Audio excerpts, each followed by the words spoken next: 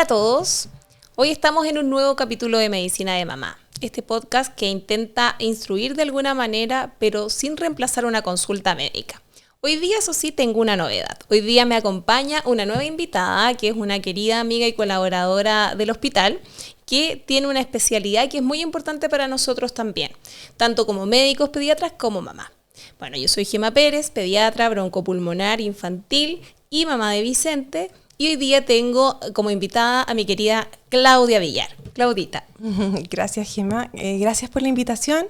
Efectivamente, yo soy pediatra y mi especialidad dentro de la pediatría es la nutrición infantil y del adolescente. También soy mamá, tengo un hijo y también trabajo en el hospital donde trabaja la Gemma. Así que tenemos la suerte de conocernos desde ahí también. Bueno, hoy día yo quiero que partamos con un tema que a mí me parece súper importante. Que yo creo que incluso yo como broncopulmonar a veces los pacientes me consultan porque algo tan simple como de repente recibir un jarabe a veces es más complejo y los pacientes tienen preferencias o dificultades con la comida. Y yo creo que eso es para ti pan de cada día. Entonces quería que me contaras un poquito sobre los trastornos alimentarios que tienen que ver en realidad muchas veces con trastornos sensoriales y con muchas cosas que para nosotros son más básicas, pero que tú ya tienes más expertise en estos temas. Es un temón gigante, porque dentro de los trastornos o de las dificultades de la alimentación que vemos en los pacientes pediátricos, es un abanico que va desde pacientes que consultan, o sea, los padres, la verdad son los que consultan, ¿cierto? Preguntando si se están alimentando bien los niños. Hay una percepción de que los niños no se están alimentando bien y que muchas veces cuando tú haces la evaluación de cómo está comiendo, cómo está nutricionalmente ese paciente, no es tan así. A veces tampoco sabemos nosotros mucho cómo alimentar a nuestros niños, ¿verdad? Y muchas veces hay tema con las porciones, les servimos porciones que son más de adultos, los niños no se lo comen todo, entonces no, mi niño come mal, y eso también es un tipo como de dificultades de la alimentación que finalmente no lo es. Eso es un clásico. Ahora me acaba de llegar un mensaje antes de que partiéramos de mi mamá. Mi hijo está con mi mamá y me dice, se portó súper mal porque no se comió toda la comida. Y claro, ese es un clásico de los abuelos, de las nanas. ¿Qué es toda la comida? Como que eso hay que revisarlo muy bien en la consulta nutricional, porque existe esta percepción, o de que come mucho, o de que come poco, ya, o de que está muy flaquito, porque la verdad es que tenemos este problema de malnutrición por exceso, entonces los niños que tienen el peso más como adecuado o más cercano al promedio, por decirlo de alguna manera, se piensa que les falta peso. Exacto, es una cosa cultural también. Sí, es una cosa cultural. Pero si nos vamos como a las dificultades en la alimentación propiamente tal, también pasamos por distintos como tipos, condiciones, ¿cierto? Existe este trastorno de la ingesta y restricción, de la restricción y evitación de la ingesta de alimentos, que es el ARFID, ¿cierto? Que si bien se puede dar a cualquier edad, habitualmente yo lo veo en niños más pequeños, preescolares, escolares, ¿cierto? Y que tiene que ver con el rechazo a la alimentación. Y ahí dentro de ese ARFID hay muchos subtipos que podríamos conversar, ¿cierto? Esto sensorial que tú me planteas, está también respuestas a por ejemplo, alguna vivencia traumática para ese niño con el alimento o incluso no con el alimento, o sea, algo que esté pasando en la familia que haga que ese niño rechace la alimentación, ¿ya? Pasamos después a los adolescentes, ¿verdad? Que ya ni tan adolescentes, porque cada vez vemos niños más pequeños con trastornos de la conducta alimentaria, y ahí me refiero a anorexia, bulimia, trastorno por atracón, ¿ya? Y podemos pasar así también a las dificultades de la alimentación que son orgánicas, que tienen que ver con problemas ya en el cuerpo, ¿verdad? Con dificultades para masticar, para hacer el bolo, para tragar, ¿cierto? O dificultades como las que tú ves, pues, en el ámbito como respiratorio, ¿cierto? Exacto. Pulmonar. Niños que tosen mucho. Exacto. Y tienen muchas secreciones, como los niños con fibrosis quística, que per se ya tienen una malnutrición porque su intestino no absorbe bien la alimentación, pero ellos cuando de repente vomitan por todos ya no quieren comer. Vomitan la comida, vomitan las flemas, todo, entonces eso también genera un trastorno de esta conducta alimentaria. Exacto, y ahí en ciertas patologías como esa, enfermedades, ¿cierto? Hay se requiere más energía todavía para que los niños puedan crecer bien. O si hay un problema al corazón, también. Entonces, las dificultades alimentarias son múltiples. Un universo. Sí, son un universo, exactamente. Sí. ¿Tú tienes algún caso que te haya marcado más o que te haya costado descubrir cuál era el problema que le costaba alimentarse a este chiquitito? Que tú te recuerdes, obviamente sin decir nombre, recordando identidad, pero como para que nuestros auditores vean que hay distintas experiencias y que a veces a uno también lo marcan como médico. No es que uno ya lo sepa todo y listo, tomamos distancia, porque igual somos personas, tenemos sentimientos, hay empatía por el otro. Sí. Bueno, hay casos, muchos, ¿cierto? En estos problemas alimentarios, cuando tú ves que el paciente o el niño está bajando de peso, está malnutriéndose, ¿verdad? Llega la desnutrición o tú le tomas exámenes, hay alteración en sus exámenes, entonces de repente ha llevado como a tomar medidas un poco más drásticas, que quizás no son las ideales, porque lo ideal es que tú puedas tomar a ese niño o niña, ¿verdad?, evaluar el por qué, y no todos los por qué tienen que ver necesariamente con terapia ocupacional ni con fonoaudiólogo, que ojalá todos tuviéramos acceso, que tampoco es así, sino que también hay campos que hay que explorar a nivel de salud mental y de vínculo con el cuidador o con los padres. Entonces, de repente es difícil porque tampoco son únicas las causas, sino que pueden ser multifactoriales. Entonces, a veces hay algo sensorial, pero también hay algo que está pasando en la casa. Exacto.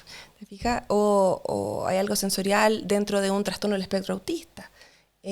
O el paciente tuvo el antecedente que fue prematuro, y también hay un tema con la alimentación porque tuvo muchas intervenciones a nivel de sondas, ¿cierto? Pero uno trata como de ir por todas las terapias posibles, pero cuando ya el paciente no logra responder y tú ves que hay un desmedro de su crecimiento, me tocó en una ocasión colocar una sonda nasogástrica, ¿cierto? Que la sonda es un tubito, ¿verdad?, que se mete por la nariz, que pasa a través del esófago y llega al estómago. Entonces la comida a través de este tubito llega al estómago y el niño no tiene que hacer nada para alimentarse. ¿Ya? Y es como lamentable tener que llegar a eso, porque estamos hablando de que si hay mucha manipulación a nivel como oral, también se genera un problema. Entonces colocar una sonda es parte del problema también. Pero a veces hay que llegar a eso. Y la salud está en juego. La salud está en juego. Entonces tengo esta paciente que estoy pensando, ¿verdad?, NN, donde tuve que colocar esta sonda y claro, siempre está la duda como, ¿habrá estado bien realmente colocarlo o no?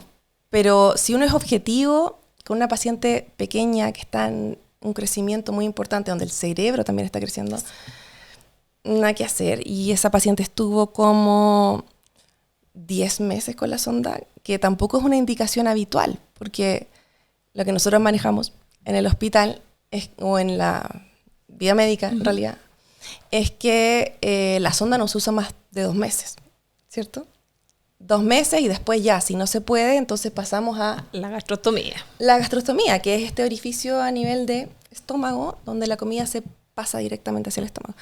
Pero en el caso de ella, claro, no íbamos a pasar una gastrostomía porque no era un problema. Era algo transitorio. Era algo transitorio y la verdad es que no había logrado tampoco que tuviera todas las terapias necesarias. ¿Ya? En el caso de esta paciente no había un tema sensorial, ¿ya? Era un tema vincular y era un tema como que se ha ido resolviendo un poco, que todavía estamos en eso, con apoyo de psiquiatría, que trabaja como con la familia en el fondo, con la madre. Entonces este tipo de dificultades muchas veces también pasa por ese tema. Y ya, si empezamos a hablar de salud mental en Chile es lamentablemente todavía deficiente. Muy ¿no es difícil, cierto? muy difícil, sí. En los tiempos que llevamos, las autoridades de todos los gobiernos en realidad no le han dado ninguna prioridad a salud mental, y parte de los papás que le transmiten todas estas, a veces, angustias o estrés a los niños. Entonces, como dices tú, hay un trastorno de vínculo y todas esas cosas que influyen de mayor forma. Yo pienso, o sea, tú lo ves más seguido que yo, pero viendo también nuestros pacientes con fibrosis quística, que de repente ya la desnutrición va muy avanzada, nosotros también hemos hecho esas medidas. Hay pacientes que no quisieron gastrostomía y que prefirieron sonda, pero efectivamente son por periodos cortos de tiempo. y la gastrostomía a veces la tienen 1 año o más esperando prepararse para un trasplante. Aunque ahora, como vimos en el capítulo de fibrosis quística, hay nuevas terapias que ayudan y que mejoran la calidad de vida, mejoran el peso sobre todo. Entonces ya no estamos llegando tanto a eso, pero eso a uno como mamá y como médico tratante es súper difícil darles esa decisión o esa indicación, sobre todo cuando las niñitas son más preadolescentes o adolescentes y cómo voy a andar en traje de baño, cómo voy a hacer esto. O sea, uno les explica que se va a cerrar después, pero no es lo mismo y obviamente quedarse con una cicatriz, etcétera. Pero cuando no hay otro camino, uno ya tiene que hacerse tripas corazón, como dicen por ahí, y ver lo que es la mejor decisión para nuestros niños, ¿cierto? Sí, exactamente. Yo quería preguntarte algo, Claudita, que me sirva a mí también, como de repente para adelantar, porque ustedes igual son súper escasos los nutriólogos. Entonces, cuando uno quiere derivar. Y ¿qué exámenes te serían de mucha ayuda en estos casos para que ya llegara el paciente con algo avanzado a tu consulta? Ahí tenemos que pensar como qué tipo de paciente estamos enfrentando, ¿cierto? Porque si es una malnutrición por déficit, a mí me gustaría saber si está absorbiendo o no los nutrientes, ¿verdad? Entonces ahí yo le pediría como lo básico sería hemograma, ¿verdad? Cómo está la cinética del hierro, cómo está la vitamina D, cómo está la vitamina B12, que cada vez está un poco más disponible, ¿cierto? Pediría, por ejemplo, bueno, perfil, ¿verdad? Bioquímico, ahí vamos a ver cómo está la albúmina, que son todos como medios indirectos, ¿ya? Porque me fijo también en la parte renal, cómo está la creatinina, cómo está el nitrógeno ureico. El nitrógeno ureico también se utiliza como un marcador de ingesta de proteica. Sí. Todo como es más o menos indirecto, pero nos sirve para hacernos una idea. La prealbúmina también es una proteína que nos dice cuánto ha consumido de proteínas, ¿verdad? Claro. Ese paciente en las 48 horas previas. Entonces, como que nos habla un poco como de ingesta. Esa. Y ya también pensar siempre en alteraciones tiroideas, ¿cierto? Patología tiroidea, que es frecuente también. Y lo otro que es frecuente en Chile es la enfermedad celíaca, que también hay que descartarla en esos casos. Eso es como perfecto, grandes rasgos. ¿Tú te das algún plazo con tus pacientes para ir haciendo nuevas intervenciones? Yo sé que como en todo se ve caso a caso, pero así como un estimativo de decir, ya, este niño con un nuevo plan de alimentación o algunas estrategias le doy X periodo de tiempo para ver cómo avanzamos. No tengo así como un tiempo, ¿ya? Pero sí, claro, tú vas poniendo como ciertas metas. O sea, la primera meta es sacarlo de la desnutrición. Después sacar del riesgo, ¿cierto? Y después que logre mantener un peso que sea como adecuado para que su cuerpo funcione bien, ¿ya? Tampoco busco el peso ideal, ¿ya? Porque ¿qué es el peso ideal? Y ahí podríamos hablar como mucho rato de qué es realmente el peso ideal. Pero sí un peso que sea seguro, en el fondo. ¿Ya? Un peso que sea seguro y que le permita a ese paciente, a ese niña o niño, crecer también en talla, ¿cierto? Desarrollarse, desarrollar la parte cerebral, el aprendizaje, lo cognitivo. Entonces, mis plazos van siendo como en ese sentido, como en objetivos, ¿ya? Cuando tengo pacientes con dificultades en la alimentación, hay que adaptarse un poco al paciente también. Entonces, yo no puedo decirle a una mamá, ¿verdad? No, tu hijo tiene que comer fruta, ensalada, porque el niño no rechaza, en el fondo, la fruta y la ensalada, ¿ya? Entonces, yo no puedo hacer que esa mamá pase todos los almuerzos y las cenas peleando con ese niño para que coma frutas. Entonces, no es mi objetivo que ese niño coma fruta y ensalada en ese momento. Sí, mi objetivo va a ser que se acerque quizás un poco a la fruta y a la ensalada. Que tenga alguna interacción con la fruta y la ensalada, como primer objetivo, ¿fijas? Como, sí, existen como, bueno, muchas como formas de trabajarlo ya, pero se habla de 32 pasos de interacción con el alimento antes de que ese alimento llegue a la boca y sea tragado, ¿te fijas? Entonces, es como saber que existe, ¿ya? Saber los colores que tiene, la forma, que ese alimento, no sé, finalmente qué olor tiene, que se acerque, que esté cerca mío, ¿ya? Tocarlo, que ese alimento se acerque un poco más y así. Perfecto. Muchas cosas. Entonces hay que ir... Es un gran trabajo. Paso a paso. Sí. Y quizás un poquito aprovechando esta pregunta y la época del año, ¿qué estrategias para... además tenemos más opciones de frutas en esta época de verano. ¿Qué opciones o qué estrategias ocupas tú para decirle a los niños que coman fruta? Hablando de niños con dificultades alimentarias. En general, me ha ido súper bien, así como ahora época de mucho calor, hacer la fruta como helado, así como helado casero, ¿ya? Lo ideal siempre decimos que es comer la fruta completa. Natural, ¿cierto? Porque no perdemos así vitaminas, no rompemos la fibra, el cuerpo del paciente es el que hace todo el trabajo. Entonces, el proceso masticatorio en los más pequeños. Exactamente, es lo más adecuado sin duda. Pero si tenemos niños que la verdad no comen frutas de ninguna manera, entonces sí está bien buscar alternativas. Yo no estoy, por ejemplo, en contra de estos puch que son de fruta, ¿cierto? Porque es una manera también de consumirla. No es la ideal, pero es una manera, es una alternativa. Y la alternativa de hacer helados de fruta me ha resultado bien, a pesar de que la fruta...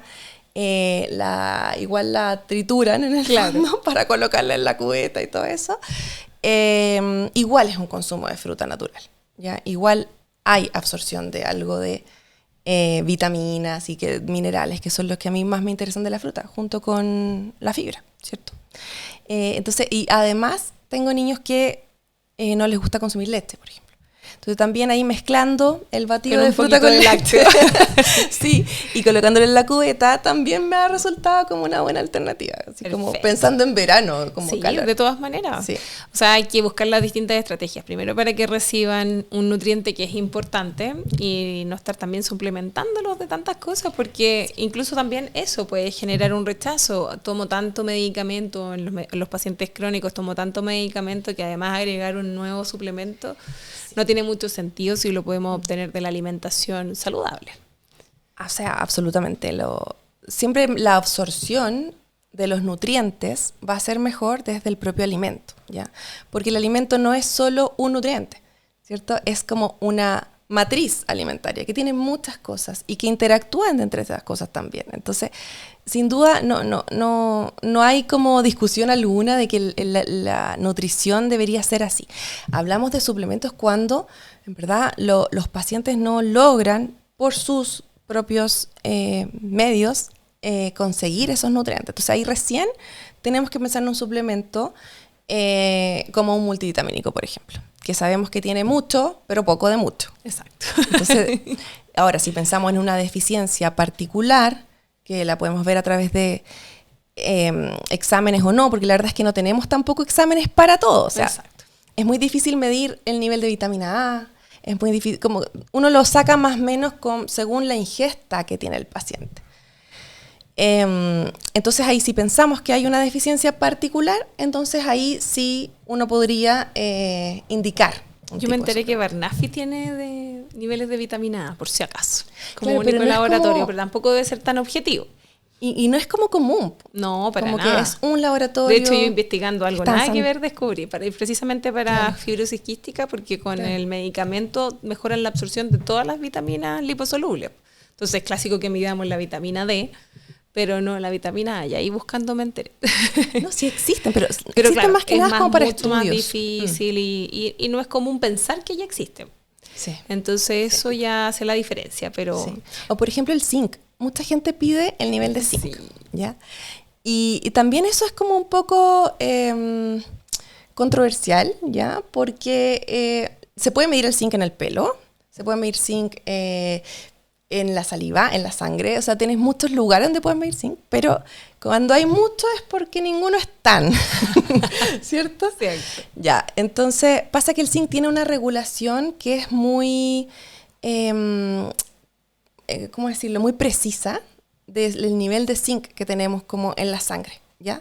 Entonces, si falta un poco, rápidamente echa mano a el zinc que tiene por ahí y lo hace una homeostasis o un equilibrio muy fino.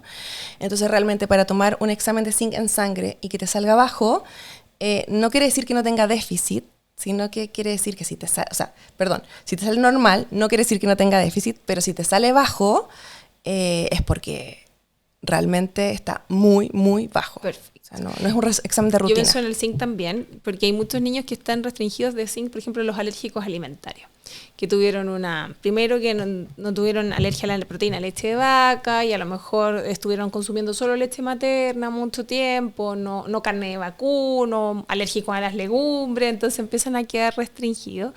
Y también la clásica consulta ya es transversal, aunque uno sea broncopulmonar, igual te preguntan si el niño, porque es más bajo, sin tener una enfermedad crónica, por supuesto.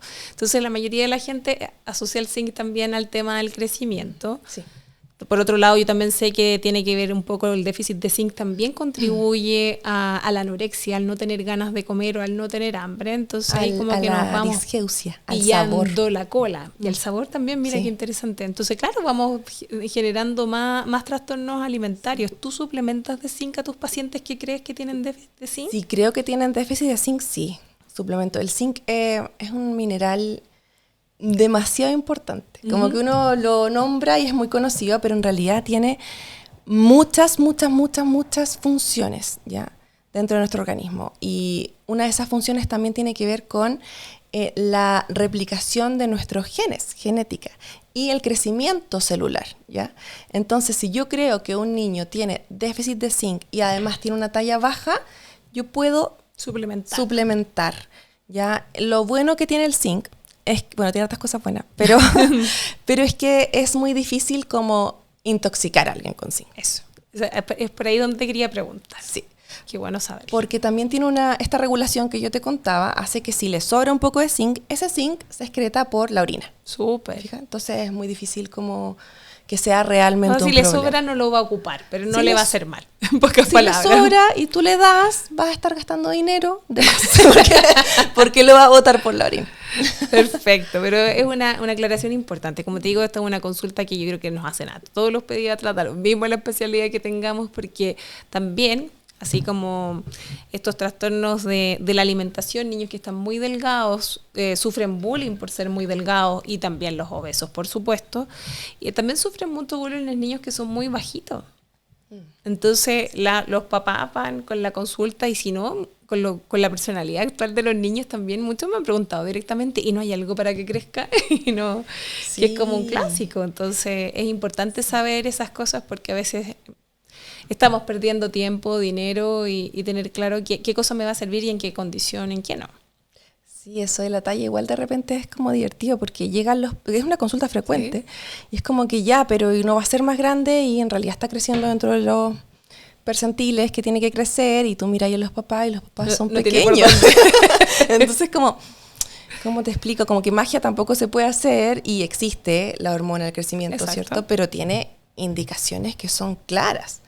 Y si no estamos de esas indicaciones y tú la quieres usar, la tienes que comprar, es carísima. Es altísimo costo. Y tienes que pinchar a tu hijo todos los días para que finalmente logre crecer 5 centímetros más. Entonces, no es tanto beneficio, claramente. Claro, y ahí como que el foco siempre tiene que ser en que no es lo más importante.